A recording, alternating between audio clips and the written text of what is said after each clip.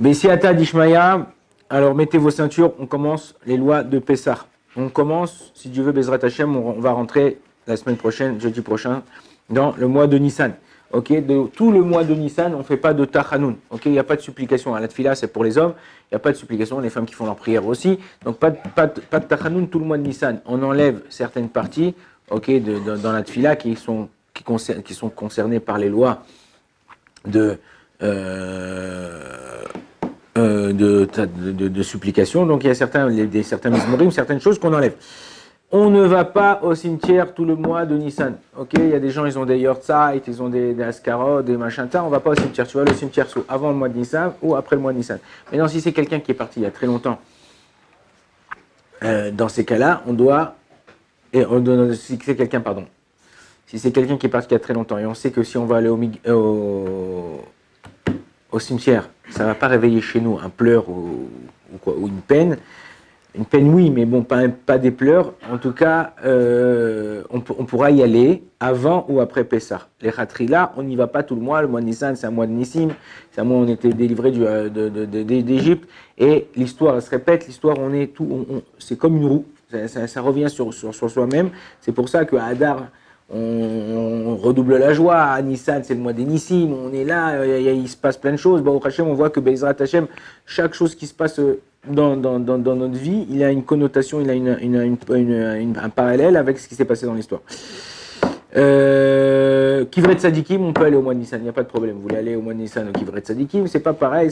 Là-bas, on va pour prier, on va pour réveiller la tchouva, on va.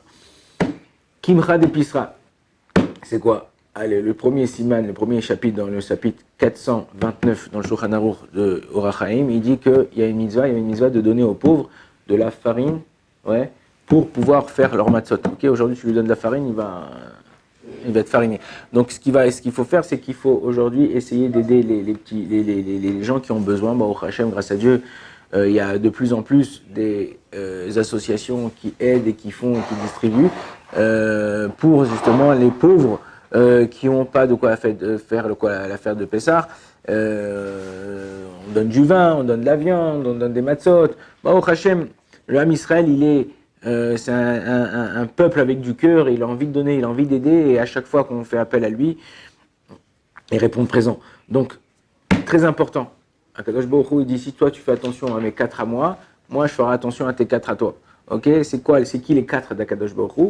Le pauvre, la veuve, l'orphelin et l'esclave. Ça veut dire celui qui si une personne elle fait attention à cela, Kadosh Baruch Hu, mida keneged mida, mesure pour mesure. Toi, tu fais attention à moi je fais attention à eux. Ça veut dire, je te rends à toi, je te rends à toi, c'est qui? À toi, ta femme, tes enfants, tes serviteurs, ceux qui sont autour de toi, Kadosh Baruch Hu, ils leur rendent et ils leur donnent. Il y a une mitzvah particulière qui est au début du mois de Nissan. C'est quoi cette mitzvah particulière? En général, enfin, c'est pas que au début du mois de Nissan, c'est tout le mois de Nissan. Celui qui l'a pas fait, il peut faire aussi début du mois de Iyar, mais les Khatrila, moi j'essaye en tout cas le premier jour de Rosh Chodesh, je termine ma tfila, j'essaye de prier un peu plus tôt que d'habitude. Je termine ma tfila et je vais faire tout de suite cette mitzvah. C'est quoi la mitzvah? C'est Birkat Hailanot. C'est quoi Birkat Hailanot? On vient, étant donné que au mois de Nissan, là on est encore dans une période où le temps il est encore un peu mitigé. Il fait beau, après il fait un peu froid. La journée il fait beau en Israël et le soir il fait un peu frais. Là il pleut aujourd'hui. Demain il va faire beau. Le temps il est encore mitigé. On est dans un temps de transition entre deux périodes et on va arriver bientôt au printemps. En tout cas, ce qu'on peut voir en Israël d'une façon un peu partout, c'est une façon où on voit que certains arbres, en général, le premier arbre qui commence à fleurir, c'est l'amandier. On voit des arbres comme ça, blanc, violet, comme ça. Ces premières feuilles, ces premiers bourgeons, ça montre qu'on arrive dans cette période-là du printemps Aviv, comme on dit en hébreu, du mois de Nissan. Et on a la mitzvah de remercier Akadosh Baruch Hu même sur ça. Okay, que Akadosh Baruch Hu qui nous a fait il a créé certaines créatures, certaines choses pour nous servir et pour pouvoir en profiter. La mitzvah de Birkat Hailanot, elle est très très courte. En vérité, c'est une bracha qui est fait une ligne, même pas une ligne. Il y a, pour ceux qui la font dans le Sidour, alors c'est vrai qu'une femme, elle pourra faire que la bracha. Un homme qui fait, il y a des tikkunim, il y a des réparations qu'on fait. Il faut savoir que chaque chose, voilà, j'ai un café dans la main. si je fais la bracha sur ce café, ou quand je fais la bracha sur ce café, le Ben Ishra, il rapporte que c'est possible qu'il y a une âme qui est dans ce café. Quand je fais la bracha, Baruch Ata Hashem Elokeinu Melech Haolam Shakol Niabidvo, en ayant la kavana, si j'ai la kavana, en tout cas, même si je fais la bracha, je peux libérer cette âme-là, c'est son tikkun, c'est sa réparation. Mais si je ne fais pas la bracha, je prends le café, ah merci, hop, et bien cette âme-là va errer et elle va attendre son prochain tikkun d'aller dans un autre mais ou dans une autre chose pour pouvoir être réparé. Dans nous en tant que juifs, c'est marrant parce que même au niveau de physique ou chimique, je ne sais pas comment on pourrait appeler ça, ils ont fait une expérience, c'était aux États-Unis, et ils ont dit on va voir si les choses qui sont inertes, comme l'eau, une pierre, est-ce que les molécules, elles changent lorsqu'on lui parle ou lorsqu'on dit quelque chose. Et ils ont pris deux verres d'eau, et ils ont commencé à lui parler de dire des choses, qu'est-ce que t'es transparent, t'es limpide, hein. Et l'autre, ils ont dit des grossièretés. Et ils ont vu que la forme des molécules dans l'eau, qui a pas de vie, c'est inerte, qu'elle changeait. Donc à plus forte raison, quand tu fais une bracha et tu viens modder à Kadosh Baruch Hu, tu viens remercier à Kadosh Baruch Hu, c'est une parenthèse, la même chose qu'on fait Birkat à Ilanot, on vient réparer certaines choses. Ok, comment elle se fait cette Birkat à Ilanot? Birkat à Ilanot, elle doit se faire sur minimum 2 arbres fruitiers, pas des arbres non fruitiers, des arbres fruitiers. L'Echatrila, le mieux, c'est sur 2 arbres qui sont de 2 espèces différentes. Si c'est 2 arbres qui sont de la même espèce, 2 orangers, de pommiers, de ce que vous voulez, on peut comme faire Bediabat si on peut pas, s'il faut sortir loin de la ville ou il faut aller dans un truc. Bon, au Hachem en Israël, on en a un peu partout, tous les coins de rue, des arbres fruitiers dans les jardins des gens, tout ça. Donc, important, essayez de faire cette mitzvah le plus vite possible. Souvent on oublie, souvent un truc, on peut faire cette mitzvah le Shabbat. D'après les Mekoubalim, non, d'après la halakha stricte, oui, on peut faire cette mitzvah le Shabbat. Une fois, on est parti voir le Rav David Abouchatzera de Naria. Et le type, il dit, ouais, j'ai pas de chance, j'en ai marre, à chaque fois je galère, j'ai pas de mazal. Alors Rav David Abouchatzera, il a regardé, il lui a dit, Zrizim Magdimim Ba Mitzvot. Ceux qui sont empressés, ils font les mitzvot tout de suite. Rachetez vote, début de lettre, accroche-tiche, Zrizim Magdimim La Mitzvot, Mazal. Tu veux avoir du mazal? Quand tu as une mitzvah qui se présente devant toi, vas-y, fonce. Ah ouais, bon, attends, ça va, 2 secondes, laisse-moi terminer ma clope. Non, ça va. Mets la première. Ok, reste pas au poids mort. On va survoler Archarat Kelim. Archarat Kelim, c'est comment cachériser les Kelim. Alors je sais que ça vous touche pas à vous, mais pas tout le monde en tout cas. Mais les gens, les femmes, ils galèrent beaucoup. Cette semaine, j'ai fait un shiur à Natania. En donnant ces halachot, les femmes, ils ont dit, waouh, vous nous avez changé notre pessar, quoi. On frotte ton truc, on fait machin, ça. Alors, une chose, il faut savoir que le mari, c'est pas du chametz, ouais, et les enfants, ouais, c'est pas de la poussière. Enfin, c'est pas de la saleté. Ça veut dire qu'il y a des choses à faire qui sont importantes. Ce qu'on doit enlever à pessar, c'est le chametz, ok. Et le chametz, c'est ce qui est le pain, ok. Dans les pièces où tu n'as jamais fait rentrer de chametz, tu n'as pas à rentrer, tu n'as pas à nettoyer. Tu veux nettoyer, tu veux passer un coup de balai, tu veux passer un aspirateur, tu veux... Ouais, fais-le. Mais d'abord, concentre-toi sur ce qui est essentiel. Sinon, tu n'auras même pas le temps pour ce qui est secondaire. En tout cas, Archarat Kelim, il y a un klal, il y a une généralité dans la halakha de Kibol-o Karpolto. Ouais, Kibol-o, de la même façon que ça absorbe, Karpolto, de la même façon, on doit le faire sortir. C'est-à-dire, c'est abracadabra, c'est de la magie. Ouais. Comme je vous ai dit une fois, abracadabra, c'est de l'araméen, vous savez. Aberak et dabera.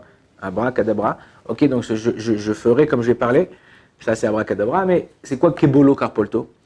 De la même façon qu'un ustensile, il a absorbé, le café, il est à chaud, dans un verre, donc je dois faire sortir de ce verre à chaud. On va voir que dans le verre, c'est différent parce que si c'est du verre en verre, le verre, il a une qualité. Prenez un verre, laissez pendant 6 mois du vin dedans. Videz votre verre, lavez votre verre. Le verre, il est transparent. Il va voir un peu, au début, si vous ne le lavez pas, du bordeaux, du rouge comme ça. Mais dès que tu le laves, Pourquoi? Parce qu'un verre n'absorbe pas. Le verre n'absorbe pas. Donc, tu as des verres, tu as des tasses en verre, tu as des verres dans l'année, tu veux les réutiliser pour Pessah, tu les laves, tu les réutilises pour Pessah. Tu n'as pas besoin d'acheter des verres spéciaux Pessah. Ok? Pourquoi? Parce que le verre, il n'absorbe pas. Donc, quelque chose qui n'absorbe pas, il n'y a pas de tramès dedans. Tout ce qui a été absorbé à chaud. Ok? C'est quoi absorbé à chaud? Des casseroles. Casseroles, tu fais cuire dedans.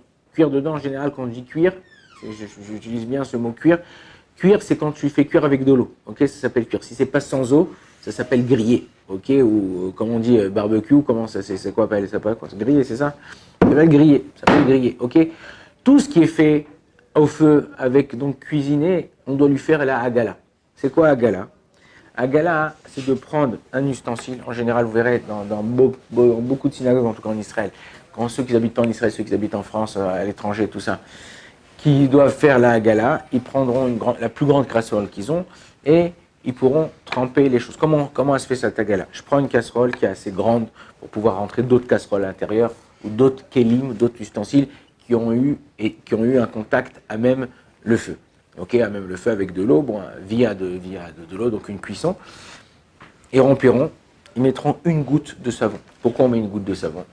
La goutte de savon, parce que souvent les gens disent oui, mais Arabe, je vais tremper une casserole de lait. Je veux la cachériser pour Pessah. Mais je dois la mettre, si c'est la casserole où je vais faire la gala, les deux viandes, c'est un problème. Alors, quand tu mets une goutte de savon, on dit, il y a une halakha dans le Shulchan Aruch qui rapporte ça par rapport à la Gemara dans Choulin, Noten ta'am livgam. Noten ta'am livgam. Ça donne un goût abîmé, pas consommable. Regardez, quand je mets du savon dans de l'eau, vous avez déjà goûté de l'eau savonneuse par erreur? Ok, c'est pas une chassidoute. Ouais, vous avez déjà goûté, ouais. C'est pas bon ça. Je sais pas. Déjà quand tu prends quelque chose qui a tourné, tu t'en peux plus. Donc imaginez-vous. Donc l'eau savonneuse, ça permet de donner un goût pagoum, et c'est ni halavi ni bassari. Ça ne veut pas dire que la casserole a pu ouïr halavi, mais quand je trempe, même s'il y a on va dire, on voit pas parce que tout est chimique, mais même s'il y a un goût de lait qui tombe dans la casserole, qui va sortir de la casserole quand je vais la tremper, parce que c'est ça qu'on fait quand on fait la gala, on fait sortir ce qu'elle a absorbé. Donc même quand je trempe, il y a un goût comme ça, ce que je fais, ce que j'ai gagné, c'est que même si ce goût il sort dans la casserole, et même si la casserole elle est bassari, le savon qui est à l'intérieur, il va tout de suite abîmer le goût. Donc il n'y aura pas de goût de halaf qui va être absorbé. Ça, c'est quand on fait la gala, c'est quand toutes les casseroles. Tu as une casserole de lait, tu veux la faire passer en casserole de viande, tu as une casserole de viande, tu veux la passer en casserole de lait, tu as une casserole de l'année, tu veux la faire passer cachère le pessard. Tu fais comme ça, tu fais la gala. Tu fais la gala, tu la trempes à condition qu'elle rentre entièrement. Le minag est que dès que tu la sors, on met ou des gants spéciaux, enfin des gants un peu épais pour pouvoir la tremper, ou on prend avec quelque chose, on la trempe comme ça, et après on peut tremper de l'autre côté. On n'est pas obligé de tremper tout d'un coup. On peut tremper la moitié, la faire sortir, attraper avec un gant et tremper l'autre moitié. Ça, il n'y a pas de problème de faire comme ça. Ça, donc je vous ai dit, ça c'est au niveau de la glace, tout ce qui a été cuit de cette façon-là. Maintenant, tout ce qui est fourchette, cuillère, couteau, en général, tu l'utilises jamais à même le feu. Quand c'est que tu l'utilises, ta femme t'a fait des escalopes avec du riz, elle t'a servi dans ton assiette, tu prends avec tes cuillères, ta fourchette, ton couteau, d'accord? Donc ta cuillère avec ton couteau, c'est clichéni déjà. C'est clichéni, elle fait le cliché parce que on l'utilise dans un clichéni. Donc ça, il y a même, tu prends de l'eau chaude, tu verses sur tes couteaux, tes fourchettes. Quand je parle de couteau fourchette, je parle de couteau fourchette, ils sont tout en fer, ok? Si c'est avec le manche en bois ou le manche en plastique, il faut bien nettoyer la connexion plastique-fer au bois-fer, parce que souvent, il y a des trucs, si c'est pas nettoyable, on ne peut pas les cachériser, mais en général, c'est nettoyable, c'est cachérisable. Donc ça, c'est pour ce qui est casserole, tout ça. Lave-vaisselle. Lave-vaisselle, vous avez des lave-vaisselle. Lave-vaisselle, on peut utiliser les viandes, Pessah, d'accord? Comment on cachérise un lave-vaisselle? En général, les nouveaux lave-vaisselle, enfin nouveaux, c'est pas les nouveaux, c'est les lave-vaisselle d'aujourd'hui. Quand je dis les nouveaux, c'est par rapport à il y a 15 ans, 20 ans. La vaisselle, à l'époque, c'était comme une machine à laver. C'est-à-dire qu'en haut, tu avais un tiroir, tu mettais tes produits, enfin ton produit, tu fermais, et quand ça marchait, ça faisait descendre le produit ou quoi. Aujourd'hui, non. Dans la porte elle-même ou dedans, ils jettent une petite capsule, ils jettent un petit sac, ils jettent un petit machin, ou ils font comme ça s'ouvre automatiquement. Dès que tu fais marcher, ça marche à une température qui est très haute. En général, on rince les ustensiles avant de les mettre à l'intérieur. J'ai le droit de faire mon lave-vaisselle, laver de la viande. En général, quand il s'ouvre, quand tu l'ouvres, tout est clean, tout est propre, il fait très chaud, c'est une température. Le lave-vaisselle en lui-même, il est propre, les ustensiles, ils sont propres. Je peux le sortir mes ustensiles viande et faire rentrer des ustensiles les laver sans problème, ça c'est dans l'année. Pour Pessar, comment je cachérise, parce qu'il y a des trucs, tout ça, tu mets une capsule, tu le fermes, tu mets à la haute température, tu le fais marcher à vide, même pendant le plus court programme, il est cachère les Pessar, tu peux l'utiliser pendant Pessar, le Chol HaMoed Pessar, tu pourras utiliser donc ton lave-vaisselle. Le micro-ondes, il y a des poskim, il faut savoir, qui disent qu'on ne peut pas cachériser le micro-ondes. Il y a des poskim qui disent si on peut cachérer le micro-ondes. Comme on a dit, Kebol O, Carpolto, de la même façon qu'il a absorbé, on le fait sortir. Vous avez déjà mis un verre d'eau dans le micro-ondes et vous faire marcher longtemps, vous l'avez oublié? Non, qu'est-ce qui se passe en général? Ça, il gicle partout. Ok, donc ce qu'on doit faire pour pouvoir faire, on le lave bien. Tu laves bien ton micro-ondes. Tu prends un verre d'eau avec une goutte de savon. Ok, tu le mets au micro-ondes 5 minutes. En général, si c'est un petit verre d'eau avec une goutte de savon, ce qui va se passer, il va y avoir des édimes, il va y avoir des vapeurs, et l'eau va gicler un peu partout. Ça, c'est la façon de le cachériser. Ce qui est conseillé, et ça, c'est les khatrila, c'est que quand vous allez faire cuire dans votre micro-ondes pendant Pessah, ne pas mettre à même le micro-ondes. C'est-à-dire que quand je vais mettre mon verre, je le mets ou avec une cloche fermée, ouais, ou avec un sac en plastique fermé, ou je le mets dans un ustensile fermé. Tout ce que je voudrais cuire à Pessah, vaut mieux le mettre dans un truc fermé, pour que même s'il y a un échange, c'est seulement par les ondes et pas par cet échange de goût, de quoi que ce soit qui s'est passé. Comme je dis, donc Shtifa, il y a certains ustensiles qu'on a dit qu'il y a juste à laver. Tu les laves, ils sont cachés à l'épaisseur. Le verre, tu le laves, il est caché à l'épaisseur.